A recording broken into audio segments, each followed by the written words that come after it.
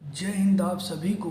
आज के इस वीडियो में हम देखेंगे गोल्डन सेफ्टी रूल क्या होता है, लाइफ सेविंग गोल्डन रूल क्या होता है और लॉग आउट टैग आउट क्या होता है और रिस्क जो रिस्क होता है किसी कंपनी में वह किस टाइप का होता है और भी कई चीज़ें हैं जो देखेंगे। कुछ महत्वपूर्ण डिफिनीशन को भी देखेंगे और उन सभी चीज़ों को समझने की पूरा कोशिश करेंगे। तो बिना टाइम वेस्ट किए हुए हम लोग चलते अपने टॉपिक पर। तो आप लोग देख रहे होंगे यहाँ पे लिखा है गोल्डन सेफ्टी रूल।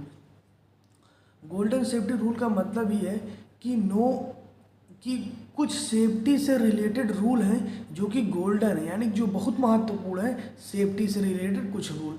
तो सबसे पहले तो हम यही देख लेते हैं कि सेफ्टी से रिलेटेड कौन कौन से रूल हैं जो बहुत ज़्यादा इम्पॉर्टेंट हैं। तो पहला ये है कि no work without work permit, यानी कि जब आप कंपनी में किसी जगह पे काम करते हो ना तो वहाँ पर वर्क परमिट लिया जाता है। खास करके स्टील इंडस्ट्री वगैरह में वर्क मतलब कहीं पे काम किया जाता है। जैसे मान लीजिए कोई भट्ठी है, वहाँ पे सफाई करनी है, या मान लीजिए कोई और स्पेस है, कन्फाइंड स्पेस है, या कई ऐसी जगहें होती हैं जहाँ पे काम किया जाता है। उस काम को करने के लिए वर्क परमिट लिया जाता है जो कि इंजीनियर के द्वारा दिया जाता है। तो वही कह रहा है कि no work without work permit, यानी कि यदि आपके पास वर्क परमिट नहीं है तो आपको कोई सा भी कार्य नहीं करना है। वर्क परमिट का मतलब अगर एक्चुअल में ये होता है ना कि ऐसी कोई जगह जहाँ पे काम करना मुश्किल है, जहाँ पे काम करना अपने आप में खतरा है, तो जब वर्क परमिट आपको मिल जाता है तो इसका मतलब ये होता है कि जो खतरा है उसका मूल्यांकन किया गया है और उस खतरे को मूल्यांकन करने के बाद ये डिसाइड किया कि हाँ भाई एक आदमी दो आदमी जाएगा, इन चीज़ों के साथ जाएगा तो उसे कोई प्रॉब्लम नहीं होगा। तो फिर जब आपको वर्क परमिट मिल जाता है तो फिर आप वर्क कर सकते हो, क्योंकि तब उन चीज़ों को पता लगा लिया जाता है किससे आपको दिक्कत हो सकती है। ये होता है वर्क परमिट। तो अगर आपको वर्क परमिट नहीं मिला है तो आपको काम नहीं करना है। दूसरा क्या है, यूज़ पीपीई, जो आपकी पूरा पीपीई होती है उसको यूज करना है। पीपीई मतलब पर्सनल प्रोटेक्टिव इक्विपमेंट, जिसका कोरोना के टाइम पे काफ़ी ज़्यादा यूज किया गया था। एक चीज़ आप ये जान लीजिए, और इसके बाद आप ये भी जान लीजिए कि जो पीपीई होता है उसमें कितना चीज़ आता है। तो सबसे पहले पीपीई में आता है आपका हेलमेट, आपका गोगल्स, आपका ईयर प्लग, आपका मास्क, आपका जैकेट, आपका शूज। इसके अलावा भी कोई हो सकता है कि दो चीज़ है। हाँ, आपका यहाँ पे जो आप लगाते हो उसे क्या कहते हैं, दस्ताना हिंदी में कहते हैं हम, यहाँ पे जो ग्लव्स, वो भी आपके पास होना चाहिए। तो ये सारे जो भी इक्विपमेंट है ये सभी आपके पास ना सिर्फ होना चाहिए बल्कि आप उनका प्रयोग करते टाइम भी दिखें। इसके बाद क्या है, repair report every accident and incident, यानी कि जहाँ भी आप वर्क कर रहे हैं वहाँ कोई भी एक्सीडेंट होता है तो पता लग ही जाएगा, आप नहीं बताओगे। लेकिन यदि कोई इंसिडेंट भी होता है तो भी आपको बताना है। तो आपको रिपोर्ट करना है सभी एक्सीडेंट और इंसिडेंट का, ठीक है। इसके बाद क्या है, नो मोबाइल, यानी कि आपको मोबाइल नहीं चलाना है। होता क्या है कि कई बार आप सीढ़ी वगैरह से उतर रहे हो और मोबाइल चलाते हो, आपके लिए थोड़ा सा भी सोचना कॉमन नहीं होगा, क्योंकि जो लोग कंपनी में वर्क नहीं करते हैं उनको लगेगा यार कोई सीढ़ी से उतर रहा है तो कहीं से गिर जाएगा। जब आप काफ़ी ज़्यादा ऊंचाई पर होते हो और सीढ़ियाँ पारदर्शी होती हैं, लोहे की बनी होती हैं, तो वहाँ पे आप चढ़ते चढ़ते ना आपको मतलब समझ में ही नहीं आएगा सीढ़ी कैसी है, तो वहाँ पे आप गिरने का चांस काफ़ी ज़्यादा रहता है यदि आपका माइंड कहीं और जगह डाइवर्ट रहेगा तो। इसलिए नो मोबाइल, मोबाइल का उपयोग नहीं करें, क्योंकि आप मोबाइल पे बात करोगे दिमाग वहाँ रहेगा और आप नीचे उतरोगे और आप गिर जाओगे। इसीलिए ना सिर्फ मोबाइल का यूज बल्कि इस चीज़ पे भी जोर दिया जाता है कि यदि आप सीढ़ी से नीचे उतरें तो आप रेलिंग का प्रयोग करें, जो रेलिंग बना रहेगा उसका प्रयोग करें। चाहे गिरो या मत गिरो, चाहे पहले पे ही हो, लेकिन उसका प्रयोग आपको करना रहता है। इसके बाद क्या है, ask for approval to enter restricted area, यानी कि यदि किसी रिस्ट्रिक्टेड एरिया में आपको जाना है, जाना चाहते हो, तो उसके लिए पहले अप्रूवल लो, पूछ लो किसी से, और वह जब तुम्हें अप्रूव कर दे फिर जाओ। रिस्ट्रिक्टेड एरिया का मतलब ये होता है, जैसे कंपनी में होता है कई जगह बहुत टाइप का काम चलता है, जो प्रोडक्शन वाली कंपनियां होती तो वहीं पे कहीं लिखा रहता है कि restricted area, this area 4000 volt या ऐसे कुछ भी लिखा रहेगा, कन्फाइंड स्पेस। तो ऐसी जगह जो होती है वो खतरनाक जगहें होती हैं, तो वहाँ पे हर कोई नहीं जा सकता, वहाँ पे केवल मेडिकली फिट एक्सपीरियंस वाले बंदे ही जाते हैं, और वो भी कब, जब काम रहता है। जब काम रहता है, जब जाते हैं तो तब भी उनके साथ 5 लोग बाहर खड़े रहते हैं। तो यदि आपका ऐसे अचानक कभी मन खा के अरे यार देखें, तो ऐसे आप नहीं जा सकते हो, आपको अप्रूव करवाना पड़ेगा किसी से। ये चीज़ जान लीजिए, इंटर रिस्ट्रिक्टेड एरिया, ठीक है, approve to enter restricted area. इसके बाद क्या है, use certified electric equipment with advance permission, यानी कि आप सर्टिफाइड इलेक्ट्रिक इक्विपमेंट का उपयोग तो करेंगे, लेकिन किसके साथ, एडवांस में परमिशन लेंगे। आप जैसे मान लीजिए कहीं पर वर्क कर रहे हो और वहाँ पे दे दिया गया कि भाई यहाँ पे सारी चीज़ें इस कैटेगरी की हैं, आपको तो मालूम होगा भाई यहाँ पे 30 सारी, उसके बाद भी आप जो भी आपका इलेक्ट्रीशियन हो गया, जो भी उससे रिलेटेड जानकार आदमी रहेगा, आप उससे पूछेंगे, और उससे पूछने के बाद फिर आप उससे काम करेंगे। तो यानी कि वो लिखा है, फिर भी आपको एक बार पूछना पड़ेगा, इसके बाद ही आपको वर्क करना पड़ेगा। और आप यह भी देखते रहिए, verify all passenger use seat belt. और आप ये देखिए, ये केवल जो रूल मैं बता रहा हूँ ना, केवल ऐसा नहीं कि केवल इंडस्ट्री से, एक इंडस्ट्री में किस टाइप के मतलब रिस्क हो सकते हैं उन सबसे रिलेटेड यह है। इसके बाद फिर क्या है, इसके बाद फिर है कि इसके बाद है ask for verify all passenger use seat belt, यानी कि आप ये पता करिए कि जो पैसेंजर हैं वेरीफाई करिए कि क्या वो सभी लोग सीट बेल्ट को पहने हैं। तो वेरीफाई करिए कि क्या सभी पैसेंजर आपके सीट बेल्ट पहने हैं या नहीं पहने हैं। इसके बाद देखिए क्या है, ask for approval to remove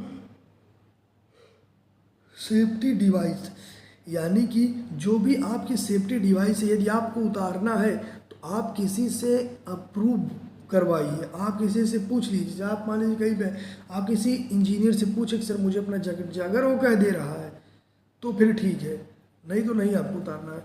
और उसके बाद क्या है, जब हाइट पर काम कर रहे हो तो बेल्ट ज़रूर पहने, यानी कि अगर आप हाइट पे काम कर रहे हैं तो आपको बेल्ट ज़रूर पहनना चाहिए।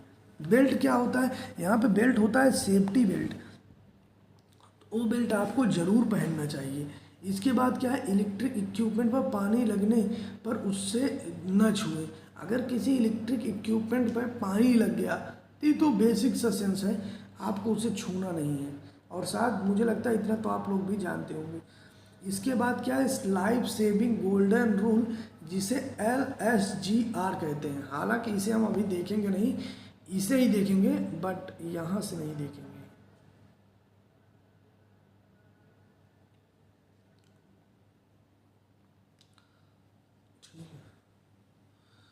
अब जो हमारा है टॉपिक, वो टॉपिक ये है कि रिस्क किलर क्या होते हैं। रिस्क किलर मतलब वो कौन कौन सी जगह है जहां आप कह सकते हो सबसे ज़्यादा रिस्क रहता है मृत्यु का, यानी कि वहाँ आपकी जान जा सकती है वहाँ अगर आप थोड़ा सा भी मिस्टेक कर दिए। तो पहला देखिए क्या है, उसमें देखिए कुछ पॉइंट है जिसको मैं आप लोगों को बताऊँगा। पहला देखिए क्या है, मूविंग मशीनरी। आप जब किसी इंडस्ट्री में वर्क करते हो, जहाँ इसे स्टील इंडस्ट्री हो गया, क्योंकि वहाँ मैं वर्क करता हूँ तो वहाँ मैं जो देखता हूँ वही आपको बताता हूँ। मूविंग मशीनरी में क्या होता है ना कि जब भी आप जिस इंडस्ट्री में काम कर रहे हो तो वहाँ पे आप देखेंगे ना बहुत हैवी मशीन होती है, जो मशीन होती है। अब जब उतना हैवी मशीन होती है तो भाई मशीन है तो चलने के लिए है ना, तो वो चलती है, तो उनका जो रूट होता है वो एक अलग रूट बनाया जाता है, उसमें आप लोग कोई भी नहीं जा सकता है। तो वही कह रहा है कि अगर कोई मूविंग मशीनरी है तो उससे अपने आप को जितना दूर रख सको उतना दूर रखो, इतना दूर रखो कि हाँ भाई इतने में कोई गलती नहीं होगी, इतने मेरे अपने आप को मैं किसी तरीके से नुकसान नहीं पहुँच, मतलब नुकसान मेरे आप मतलब खुद को मेरे को किसी भी तरीके से उस भारी मशीनरी से नुकसान नहीं पहुंचेगा। तो इतना आप जान लीजिए, मूविंग मशीनरी जो होती है ये मूव करती हैं, बट जब भी ये मूव करती है तो आपको इतना देखना है, सोचना है कि भाई ये जो मूव करती है ना, इनके मूव करते टाइम आपको एक इनसे एक नियमित दूरी बना के रखना है। व्हीकल में भी वही एक ही टाइप का यही कह सकते हैं। इसके बाद क्या है कि फॉल फ्रॉम हाइट।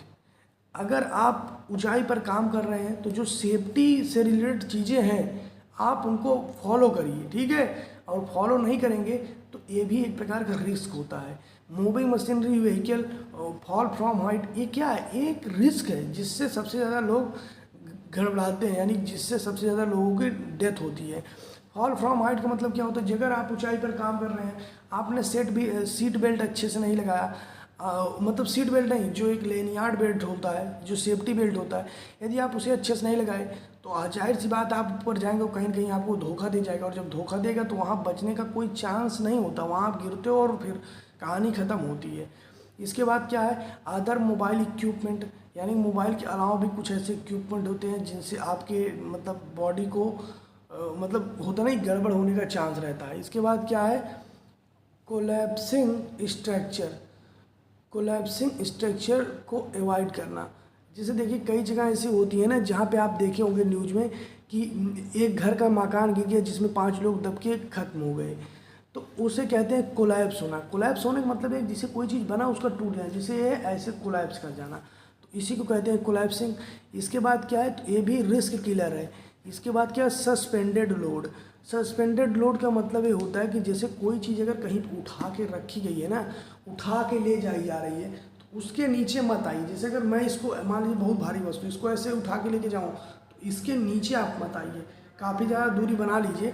आप ये मान के चलिए कि जो सस्पेंडेड लोड होता है ना, उठाया गया भार होता है, उसके नीचे जो होता है एरिया, उसे कहते हैं सस्पेंडेड लोड। और सस्पेंडेड लोड का सीधा सीधा मतलब ये है कि अगर कोई चीज़ उठाई गई है तो आपको इस टाइप से रहना है, इतना दूरी बना के रखना है कि वह आपके ऊपर ना गिरे। अगर ये मान के चलना है कि आपको वह ऊपर से गिरेगा इसीलिए उसे उठाया गया है, बट आपको इस तरीके से रहना है कि वह अगर गिरे भी तो उसका थोड़ा सा भी इम्पैक्ट मेरे ऊपर ना आए। इसके बाद क्या है, इलेक्ट्रिसिटी। इलेक्ट्रिसिटी भी एक प्रकार का रिस्क मतलब किलर होता है, क्योंकि इसमें आपको बहुत अच्छे से रहना पड़ता है। अगर आप थोड़ी सी गलती किए तो आप गड़बड़ा जाएंगे फिर। इसके बाद क्या है, एक्सपोजर टू टॉक्सिक गैस एस्फिसिएशन। जहरीली गैस के संपर्क में नहीं आना है बचने के लिए। यानी कि वही कह रहा है, सीधे सीधे आपसे मैं बताऊँ, जहरीली गैसों के संपर्क में नहीं आना है बचने के लिए। या आप ऐसे लिख सकते हैं कि जहरीली गैसों से बचने के लिए इनके संपर्क में नहीं आना है। जहरीली गैसों से बचने के लिए इनके संपर्क में नहीं आना है। इसके बाद क्या, एक्सपोज टू हॉट मेटल, यानी कि बर्न्स। जो हॉट मेटल हैं उनको थोड़ा सा आप उनको अवॉइड करिए, ठीक है। इसके बाद क्या है, हाँ, उनसे नियमित दूरी हुई। इसके बाद डीप एक्सीसिएशन, खुदाई से बचना। हो सकता है मेरा प्रोनाउंसिएशन उतना अच्छा ना हो, लेकिन आप समझ लीजिए हिंदी में खुदाई से बचना। खुदाई से बचने का मतलब अभी आप क्या होगा कि यार खुदाई वाले में क्या दिक्कत, अभी मैं बता रहा हूँ। खुदाई वाले क्षेत्र से बचना। होता क्या है ना कि जब खुदाई होती है तो उसमें से जहरीली गैस निकलती हैं, आपको पता नहीं लगेगा कि जहरीली गैस है। और कई गैसें ऐसी होती हैं ना जो रंगहीन होती हैं, गंधहीन होती हैं और स्वादहीन होती हैं, तो आपको किसी तरीके से पता नहीं लगेगा। तो कोलैप्स का अगर खुदाई से ऐसा कुछ निकल रहा तो आपको ये दिक्कत हो सकता है। इसलिए उससे रिलेटेड जो भी मतलब प्रोटोकॉल है उसको फॉलो करना चाहिए। इसके कोलैप्स का मतलब देखिए नीचे गिरना होता है, जो भी है उसका मतलब खुलासा होता है। और एग्जवेरेशन का मतलब होता है खुदाई। तो ये चीज़ आप जान लें। रिस्क अलार्मेंट क्या होता है, अब देखिए क्या होता है, life saving golden rule. Life saving golden rule का मतलब ये है, अभी आपने जो देखा वो क्या था, वो ये था किसी कंपनी में किस टाइप का खतरा आता है। अभी आप लोग क्या देखने जा रहे हो, अभी आप लोग ये देखने जा रहे हो कि यदि एक कंपनी है जिसमें लोग काम कर रहे हैं, वो जो खतरा है उस खतरे से कैसे बच सकते हैं। तो टोटल 10 रूल हैं और इस एक वीडियो में उन सभी 10 रूल को हम देखेंगे। तो पहला रूल ये है कि कार्य पूरी तरह से फिट और स्वस्थ की कंडीशन में करें। एक चीज़ मैं कहूँगा, इसमें आप थोड़ा सा एडिट कर लीजिएगा, कार शब्द को काट दीजिएगा और यहाँ से लिखिएगा पूरी तरह से फिट और स्वस्थ की कंडीशन में कार्य करना है। यानी कि जब भी आपको अपने रूम से निकल के कंपनी में जाना है तो आपको डिसाइड कर लेना है कि पहली बात तो आप पूरी तरीके से स्वस्थ और फिट हैं, इसके बाद आप कार्य कर रहे हैं। ठीक है, पूरी तरह से स्वस्थ और फिट होने की कंडीशन में कार्य करना है। इतना, पूरी तरह से फिट और स्वस्थ होने की कंडीशन में कार्य करना है। पहला चीज़ है स्वस्थ और हेल्थी रहना है। दूसरा क्या है, जब हाइट 1.8 मीटर से अधिक हो तो सारे सेफ्टी गियर पहनकर काम करना चाहिए।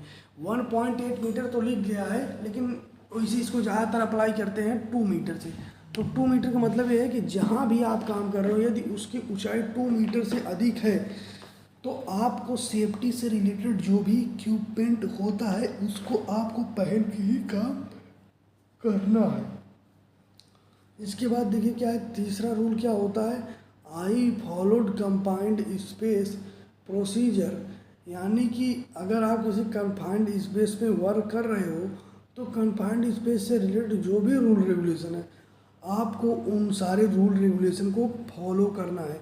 जैसे देखिए कन्फाइंड स्पेस वह स्पेस होता है, अभी आप लोग सोच रहे होंगे कन्फाइंड स्पेस क्या होता है, तो मेरे भाई कन्फाइंड स्पेस वह स्पेस होता है ना, कन्फाइंड स्पेस वह स्पेस होता है जहाँ पर बहुत कम स्थान होता है और वहाँ पे किसी व्यक्ति को काम करने की लायक नहीं जगह होती। जैसे मैं कह दूँ कभी आपको यहाँ काम करना, आप कर लोगे, लेकिन कन्फाइंड स्पेस वह स्पेस होता है जहाँ पर एक व्यक्ति काम नहीं कर सकता है, जहाँ पर व्यक्ति के काम करने की जगह नहीं होती, जहाँ पर व्यक्ति के काम करने की जगह नहीं होती है, और जहाँ पर सीधा सीधा अगर आपसे कोई पूछे कन्फाइंड स्पेस क्या होता है तो सीधा सीधा कह देना है कि वह स्पेस जहाँ पर व्यक्ति के काम करने की अच्छी जगह नहीं होती है, या वह स्पेस जहाँ पर व्यक्ति अच्छे से काम लंबे टाइम तक नहीं कर सकता है, उसे कन्फाइंड स्पेस कहते हैं। इस स्पेस में एक प्रवेश द्वार और एक ही निकास द्वार होता है। सबसे बड़ी परिभाषा यही है, कन्फाइंड स्पेस वह स्पेस होता है जिसमें एक प्रवेश द्वार और एक निकास द्वार होता है। यानी कि उसमें एक ही दरवाज़ा होगा जिसके द्वारा आपको निकलना रहेगा और जिसके द्वारा आपको आना रहेगा, और उसके अंदर जब आप जाएंगे तो वहाँ पे आप देखेंगे कि ऑक्सीजन लेवल कम होता है और वहाँ पे एसओपी के सारे रूल फॉलो करना है। तो आप समझ गए होंगे कि कन्फाइंड स्पेस क्या होता है, जहाँ थोड़ा सा डेंजरस एरिया होता है, जहाँ ऑक्सीजन कम होता है, और सबसे बड़ी चीज़ जहाँ ज़्यादा टाइम तक आदमी काम नहीं कर सकता है, और उससे भी बड़ी चीज़ ये है कि जहाँ पर एक इंटरिंग और एक एग्जिस्ट होता है। तो सबसे बड़ी बात यही है कि एक एंटरिंग एक एग्जिस्ट। आपसे कोई पूछे कन्फाइंड स्पेस, सीधा कह देना ऑक्सीजन लेवल कम और वो एक इंटरिंग और एक एग्जिस्ट एरिया। इसके बाद क्या है, दूसरा क्या है, सस्पेंडेड लोड के नीचे नहीं जाना है। तो सस्पेंडेड लोड मतलब मैंने आपको बता दिया कि वह लोड जब व्यक्ति को मतलब कोई चीज़ उठाया जाता है तो उसके नीचे नहीं आया जाता है। तो जैसे ये उठा लिया गया, इसके नीचे का जो एरिया है उसे कहेंगे सस्पेंडेड लोड। ठीक है, यानी कि सस्पेंडेड लोड वाला एरिया है, यहाँ पे आप मत जाइए। जब कोई भारी चीज़ उठी हो तो उसके नीचे नहीं जाना चाहिए, ये चीज़ होता है सस्पेंडेड लोड। और इसके बाद क्या है, सभी ट्रैफिक और ड्राइविंग रूल को फॉलो करना है। जब भी आप गाड़ी चला रहे हैं तो ट्रैफिक से रिलेटेड जो रूल है उसको फॉलो करिए, और जो ड्राइवर है ड्राइवरिंग से रिलेटेड उसे फॉलो करिए। इसके बाद क्या है, रेल पटरियों को जब भी क्रॉस करना तो देख के तथा नियमित दूरी बनाकर करें। आप स्टील इंडस्ट्री में अगर वर्क करते हैं तो वहाँ पर रेल पटरियाँ भी होती हैं, तो वहाँ पर रेल पटरियाँ जो होती हैं उनको यही कह रहा है कि जब भी आप क्रॉस करें तो देख के करें और नियमित दूरी बना के करें। इसके बाद देखिए क्या, हजार्ड गैस एरिया में इंटर करने से पहले सारे रूल फॉलो करना है। जहाँ हजार्ड गैस एरिया है उनको सारे रूल को फॉलो करना है वहाँ पे जाने से पहले। जैसे क्या होता है हजार्ड, क्या क्या होता है, जैसे आपका होता है कार्बन मोनोऑक्साइड जिसे हम CO कहते हैं, कार्बन डाइऑक्साइड जिसे हम CO2 कहते हैं। तो जो CO होता है ज़्यादा खतरनाक होता है। क्यों होता है, ये साइलेंट गैस है, खतरनाक गैस है, और होने के कारण रंगहीन, गंधहीन और स्वादहीन होता है। ये चीज़ होता है। अब देखिए क्या होता है, सेफ्टी गियर हमेशा पहन कर रखना चाहिए। सेफ्टी गियर में मैंने आपको बताया था कि आपका हेलमेट आएगा, ईयर प्लग आएगा, जैकेट आएगा, जूता आएगा, गोगल्स आएगा, PPE ऑलवेज पहनना है। तो इसके बाद देखिए क्या, PPE पहनना है, सभी प्रकार के संकेत को फॉलो करना, हेल्थी एंड सेफ्टी रूल को फॉलो करना। ठीक है, यही है PPE का रूल। ठीक है, PPE हम लोगों से यही कहता है। वो मतलब LSGR यही हम लोगों से कहता है कि आपको इस टाइप से रहना। इसके बाद देखिए इंपॉर्टेंट डिफिनीशन में क्या आ जाएगा, कुछ महत्वपूर्ण चीज़ें आ जाएंगी। हाउस कीपिंग क्या होता है, हाउस कीपिंग मतलब है हाउस की साफ़ सफाई करना और 5S मेंटेन करके रखना। हाउस कीपिंग का मतलब ये होता है जहाँ पे आप काम कर रहे हो वहाँ पे साफ़ सफाई कराना, और साफ़ सफाई कराने के बाद 5S में चीज़ों को मेंटेन करना। जैसे आप रूम में कोई झाड़ू मारने आप ऐसे कपड़ा उपड़ा इधर उधर बहाए हैं, तो होता क्या है मेरे भाई कि उन चीज़ों को मेंटेन करिए और वहाँ पे साफ़ सफाई करिए। उसी तो वहाँ पे क्या है, उन चीज़ों की साफ़ सफाई और एक नियमित तरीके से सिस्टमेटिक तरीके से रखना ही एक प्रकार से हाउस कीपिंग हो गया। पहली बात तो साफ़ सफाई करना हाउस कीपिंग है, और साफ़ सफाई करने के बाद चीज़ों को एक अच्छे तरीके से रखना वह भी एक प्रकार का साफ़ सफाई के अंतर्गत ही आता है। लेकिन मेन चीज़ यही है कि साफ़ सफाई करना, बस सिस्टमेटिक में चीज़ों को भले ना रखें लेकिन साफ़ सफाई बहुत है। हालांकि हाउस कीपिंग में अभी आएगा कि साफ़ सफाई करने के साथ साथ 5S चीज़ों को मेंटेन करें, तो जितना हो पाए उतना मेंटेन करो भाई। हीरा क्या है, मुझे नींद आ रही थी। इसके बाद देखिए हीराक क्या होता है, हीराक क्या होता है, हजार्ड आइडेंटिफाई रिस्क असेसमेंट।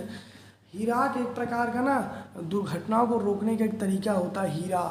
हीरा में क्या होता है, H फॉर हजार्ड मतलब खतरा, आई मतलब आइडेंटिफाई यानी कि परिवर्तन, इस आइडेंटिफाई, इसके बाद रिस्क हो गया, इसके बाद असेसमेंट यानी खतरे को पहचाना और अपने जोखिमों का मूल्यांकन करना। आप खतरे की पहचान कर रहे हैं और जो जोखिम है उनका मूल्यांकन कर रहे हैं। पहले हीरा होता था, अब हीराक हो गया है। हीराक में क्या हो गया, HIRAC यानी कि इसमें C और जोड़ दिया, और C मतलब क्या होता है, कंट्रोल। तो ये चीज़ आप जान लीजिए। हीराक के अंतर्गत खाने हीरा के अंतर्गत खतरों की पहचान की जाती है, जोखिमों का मूल्यांकन किया जाता है एंड उसे कम किया जाता है, इसलिए इसे हीराक कहते हैं। मॉक ड्रिल क्या होता है, मॉक ड्रिल का मतलब किसी खतरे से निपटने के लिए तैयारी या अभ्यास करना। अब देखिए क्या है हीराक, बाकी मॉक ड्रिल का मतलब समझ गए कि ड्रिल निकालने से पहले जो एक दूसरे में वो होता है उसी को कहते हैं मॉक ड्रिल। और उसके बाद क्या है,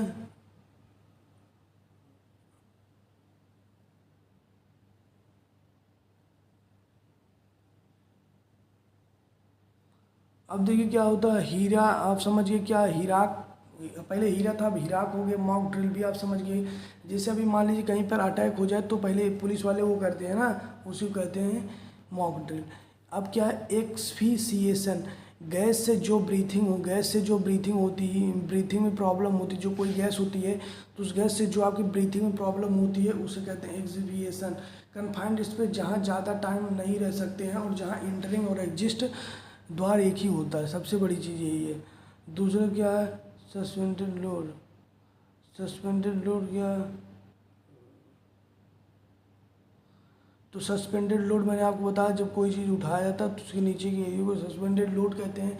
हाँ सस्पेंड उठा गए, हाँ। कन्फाइंड स्पेस जानते हो, जहाँ ज़्यादा वर्क काम समय तक नहीं कर सकते, जहाँ एग्जिस्ट एक ही चीज़ होता है। इसके बाद रिस्क जानते हो, हज़ार्ड जानते ही हो। इसके फर्नेस एंड कास्टिंग से ही CO उत्पन्न होता है। इसके बाद टैग आउट क्या होता है, 1 मिनट रुकना मैं आ रहा हूँ।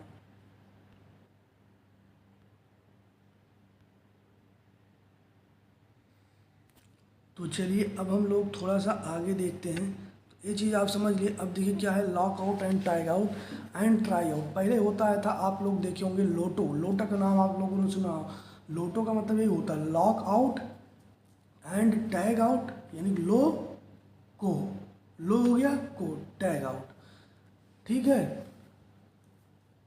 लोटो का नाम आप लोगों ने सुना होगा बहुत बार, लेकिन अब लोटो प्लस टो हो गया। क्यों, लॉग आउट, टैग आउट और फिर ट्राई आउट। क्या होता है आप देख लीजिए। आप जहाँ काम कर रहे हो वहाँ, जहाँ काम कर रहे हो वह काम जहाँ से कंट्रोल होता है, जहाँ काम कर रहे हो वह काम जहाँ से कंट्रोल होता है उसी स्थान पर लॉक आउट का उपयोग किया जाता है। उपयोग जरूर करें जिससे दूसरे व्यक्ति को ये पता चल जाए। हाँ, जैसे आप मान लीजिए कोई इलेक्ट्रिक का एक काम किए, यहाँ पे ऐसे है, तो आप जब काम कंप्लीट करके जाएं तो वहाँ पे लाइट से या किसी रस्सी से ये बता दें कि हाँ भाई यहाँ पे वर्क हुआ है। इससे क्या होता है, दूसरा कोई आएगा तो उसे मालूम लग जाएगा, नहीं जैसे कोई हाथ छू लेगा तो बहुत दिक्कत वाली बात हो। इसीलिए क्या है कहना, लॉक आउट। लॉक आउट का मतलब जब भी आप जाएं तो पहले लॉक लगा के जाएं, लॉक आउट यानी लॉक लगा के जाएं। टैग आउट, जब कोई आएगा तो वहाँ जो टैग आउट रहेगा,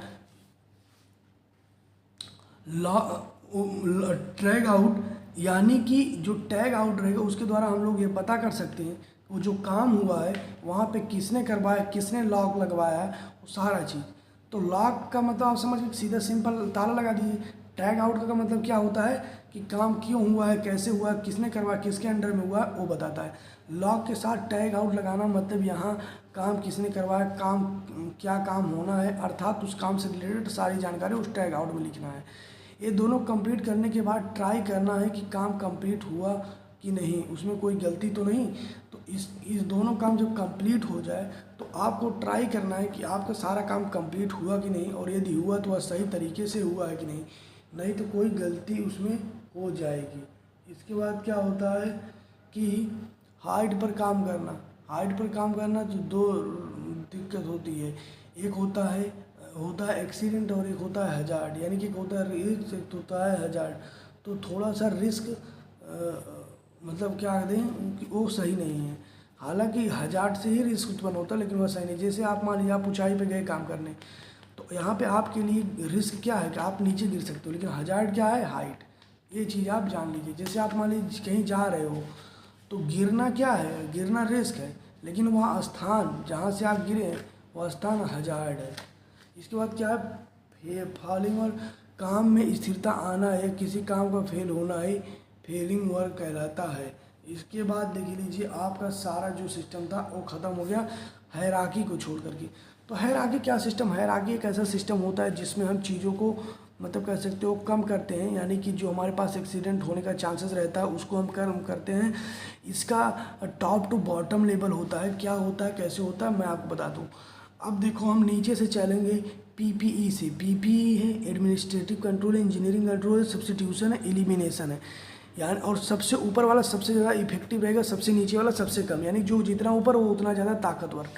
तो पहला क्या है, एलिमिनेट करना। जैसे मान लीजिए यदि आपके कंपनी में कोई खतरा है तो आप उस खतरे का मूल्यांकन करेंगे और देखेंगे कि खतरा हमारे लिए कितना इंपॉर्टेंट है और इसको हम क्या हटा सकते हैं कि नहीं, उन सभी चीज़ों को आपको काम करना है। लेकिन यहाँ पे क्या है, स्टील इंडस्ट्री आने वाले टाइम में तो और बारिश होगी, उसकी व्यवस्था ये लोग किए होंगे, क्योंकि मुझे नहीं लगता कि 8 महीने पहले यहाँ कोई अच्छा होगा।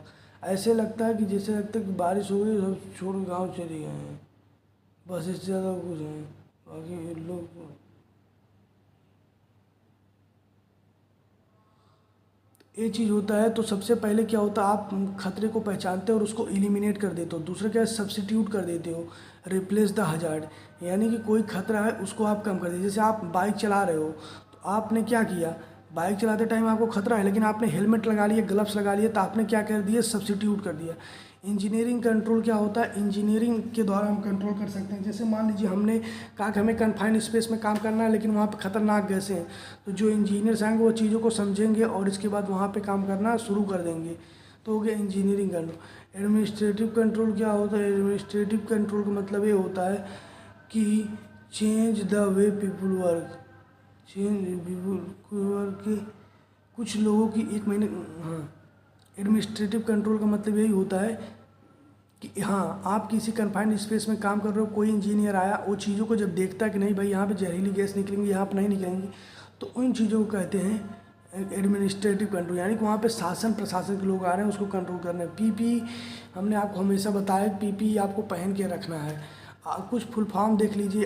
LRS मतलब क्या होता है, ladder transfer system tundish tundish tundish tundish tundish हाँ टंडिस रिपेयर शॉप। हाँ LRS का मतलब LRS ladder repair shop, TRS tundish repair shop, EMFS material handling system और STC slag transfer car STC।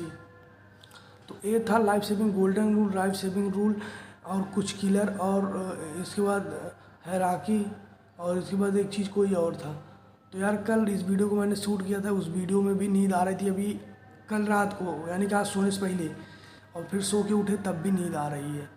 और तो ये है आपका पूरा टॉपिक, कैसे आपको लगा कमेंट करके ज़रूर बताना।